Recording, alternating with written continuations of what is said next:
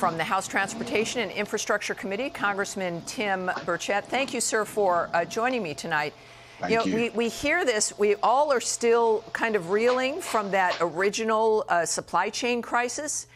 As COVID started, we saw what happened with prices there. And we know that we've got an administration that is extremely union friendly, maybe not so much for the rank and file these days. But you would have to wonder, why did this get to this point at this stage during our economic problems? And why isn't the White House trying to make this not happen? Well, of course, they're making it happen by negotiating with the business owners instead of the union bosses. The union bosses don't necessarily represent the union members, ma'am. They identify mostly with conservative causes. I'll see those guys out hunting and fishing. I'll see them in church on Sunday, and they'll be drinking a cold beer every Saturday night, and that's all right. But the truth is that these bosses are in bed with the Harris-Biden administration. They look down upon primarily anybody but themselves, but this elite class, and they currently don't represent them or their values. This whole situation could be avoided. Tennessee's a right-to-work state, but unfortunately, we don't have any ports. And these businesses are clamoring to come here, and they're paying great wages. We've got U-Haul trucks out here. They're not leaving Tennessee. They're coming in from a lot of these big blue states. And that's exactly the reason, because we don't have these disruptions. And to do it at an election year, I think the timing is crucial and it's critical. Well, because I think it.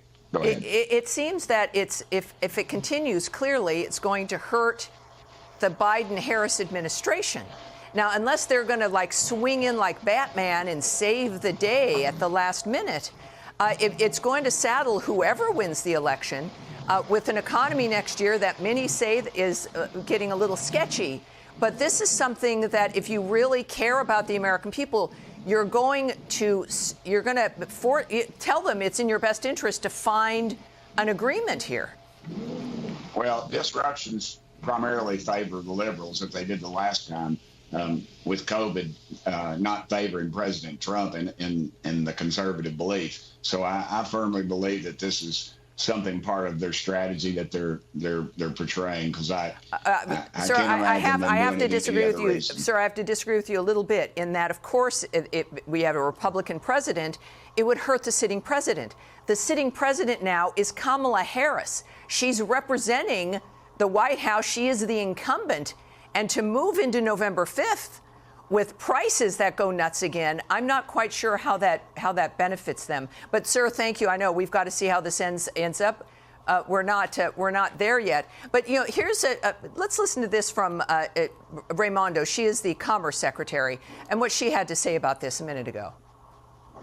Where are the issues most prominent? Where have you been kind of focused and hearing on what would happen if the strike goes, let's say, longer than a week?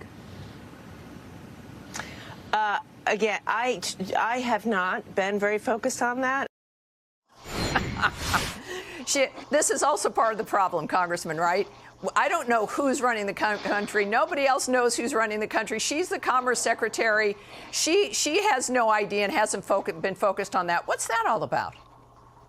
Well, I think they probably need to talk to the president's wife at this point of the negotiations, because honestly, ma'am, I don't think they know which ends up. And I've had her, and she's been in committees. I don't think she can pour water out of a boot if the instructions are written on the heel. She's given those kind of answers in the past as if she doesn't have anything to do with it, and that she's not at the table again. But I feel like what they're going to do again is try to blame the business community with all of this. And then in the end, I think you're correct. I think they'll swoop in like Batman and try to save the day.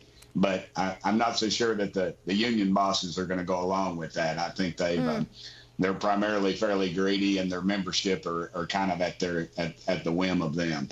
Yes, well, thank you, Congressman. We know that perhaps they would have an expectation of a less union-friendly, union boss-friendly administration with Trump, with a union member-friendly administration, a big difference. So thank you for joining me tonight. I appreciate it, sir.